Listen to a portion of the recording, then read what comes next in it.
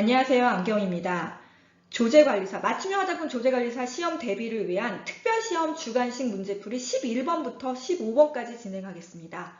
다음에 사용시 주의사항을 기재해야 하는 제품을 적으시오 라고 했는데요. 화장품은 사용시 주의사항을 반드시 적어야 하는데요. 그거는 공통적으로 적어야 되는 공통사항이 있고요. 제품류마다 특별하게 적어야 되는 사항들이 있는 거고, 여기에서 요청하는 제품을 볼 수 있어야 됩니다. 일단 공통사항을 보면요. 화장품 사용 시 또는 사용 후 직사광선에 의하여 사용 부위가 붉은 반점, 부어오름 또는 가려움 등의 이상 증상이나 부작용이 있는 경우 전문의 등과 상담할 것, 상처가 있는 부위 등에는 사용을 자제할 것, 보관 및 취급 시에 어린이의 손이 닿지 않는 곳에 보관할 것, 직사광선을 피해서 보관할 것. 이것은 모든 화장품에 공통적으로 적용되는 사용시 주의사항이에요. 그러면 그 다음 문항을 보면요.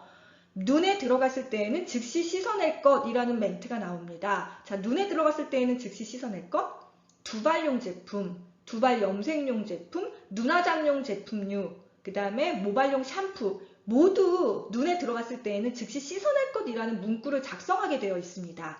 그러면 지금 너무 많죠, 답이. 마지막까지 보셔야 돼요. 사용 후 물로 씻어내지 않으면 탈모 또는 탈색의 원인이 될 수 있으므로 주의할 것이라는 문구를 기재해야 한다. 라고 했을 때 요것 때문에 답이 모발용 샴푸라고 이제 적어야 하는 걸로 결론을 낼 수 있습니다. 자, 12번입니다. 화장품의 기재 표시사항에서 영업자의 상호 및 주소를 기재해야 하는데 화장품 제조업자 또는 화장품 책임 판매업자의 주소는 등록 필증에 적힌 소재지 또는 뭐뭐뭐 업무를 대표하는 소재지를 기재 표시해야 된다. 반품 교환, 교환 반품. 아마 이거는 뭐 순서가 바뀌어도 당연히 틀릴 수가 없습니다. 자, 그럼 여기에서 정리해야 되는 내용을 보면 화장품 포장을 할 때 표시를 해야 되는데 표시를 해야 되는 그 기준이 정해져 있습니다. 일단 영업자의 주소 같은 경우에는 등록 필증 또는 신고 필증에 적힌 소재지. 자, 그러면 영업자라고 하는 것은 누구예요? 화장품 제조업자와 화장품 책임 판매업자, 맞춤형 화장품 판매업자죠. 그러면 등록을 해야 되는 영업자는 화장품 제조업자와 화장품 책임 판매업자니까 등록 필증에 적힌 소재지가 될 것이고요. 그 다음에 맞춤형 화장품 판매업자 같은 경우에는 신고라는 거를 거쳐야 하니까 신고 필증에 적힌 소재지를 주소로 적어야 하겠죠. 근데 꼭 이렇게 적어야 하는 건 아니고요. 또는 반품 교환 업무를 대표하는 그러한 소재지를 기재 표시해도 괜찮습니다. 그래서 그러한 이거에 관련된 문항이 출제가 된 거였고요. 두 번째 기준은 뭐가 있냐?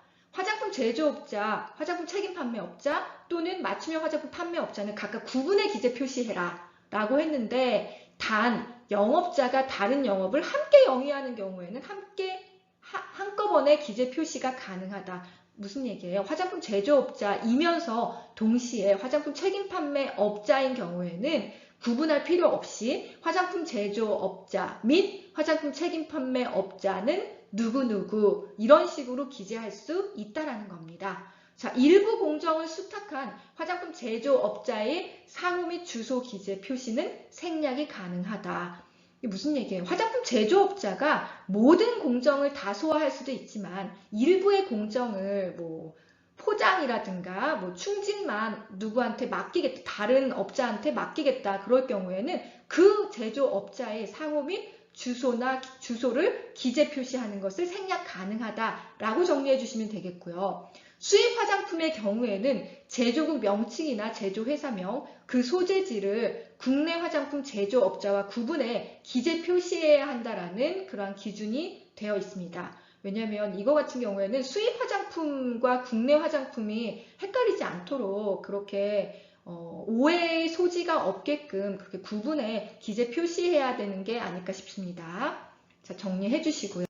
자, 13번 기능성 화장품 심사에 관한 규정에서는 기능성 화장품 심사를 위해서 자료를 제출해야 되는데 그러한 제출 자료 중에서 안전성에 관한 자료는 다음과 같다라고 하고 그 안전성 자료에 속하는 그 자료들을 쭉 나열을 하고 거기에 하나를 빼놓고 답을 적게끔 해서 문제가 나왔습니다. 쉽지는 않았던 문제인 것 같아요. 일단 기능성 화장품이라고 하는 것은 우리나라에 특별한 필요한 제도죠. 그래서 기능성 화장품으로 판매 등을 하기 위해서는 반드시 심사 또는 보고서를 제출을 해야 하고요. 거기에 관한 자료들이 필요한데요. 그 중에 가장 대표적인 자료가 안전성 자료겠죠. 그 안전성 자료에 속하는 거는 지금 나온 단회 투여 독성 시험 자료, 1차 피부 자극 시험 자료, 안점막 자극 시험 자료 또는 그 밖의 점막 자극 시험 자료, 그것이 안전성 자료에 속한다라고 보시면 되고요. 그 다음에 피부 감작성 시험 자료, 광독성,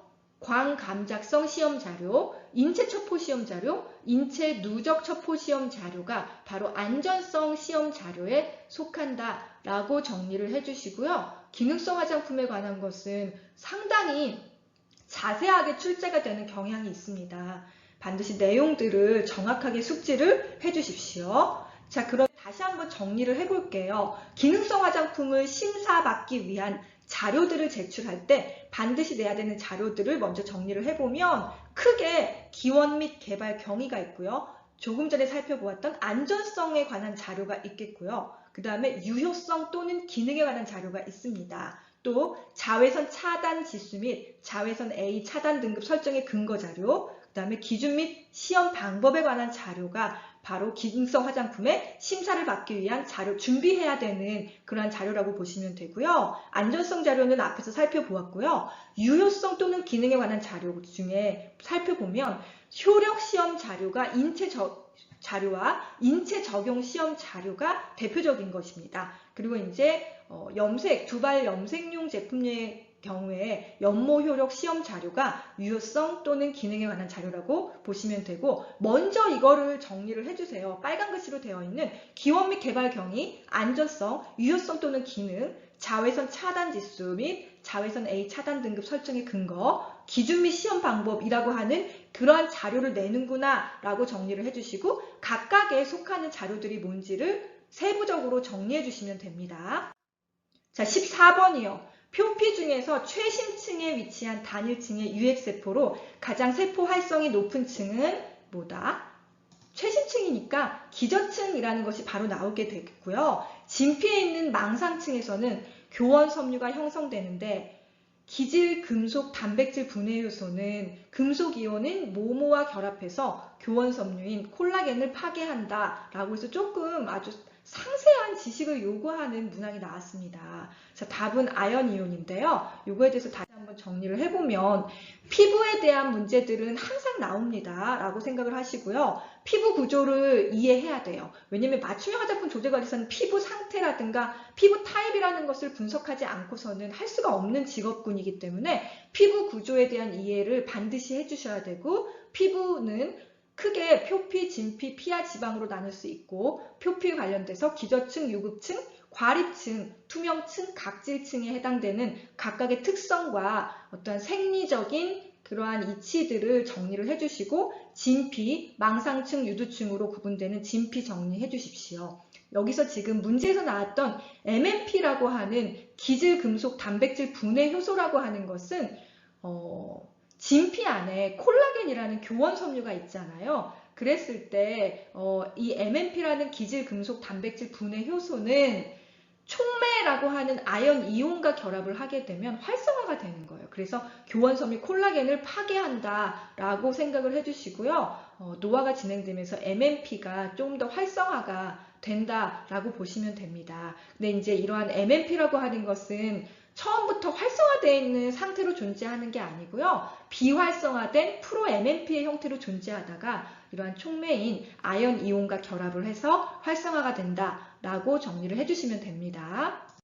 자, 15번이요. 과도한 자외선 노출은 모세혈관을 확장시켜 안면 홍조를 유발하며 멜라닌 형성세포를 자극해 멜라닌의 형성을 촉진해 피부색을 검게 만든다. 피부의 붉은색은 뭐에 의한 것으로? 헤모글로빈에 의한 것으로 이 성분은 혈액 중에 적혈구 안에 존재하여 산소를 운반한다. 자, 피부의 노란색은 주로 카로틴에 의한 것으로 이 성분은 식물에 많이 존재하며 화장품 색소로 사용되기도 한다. 라고 정리를, 이게 지금 문제가 나왔는데요.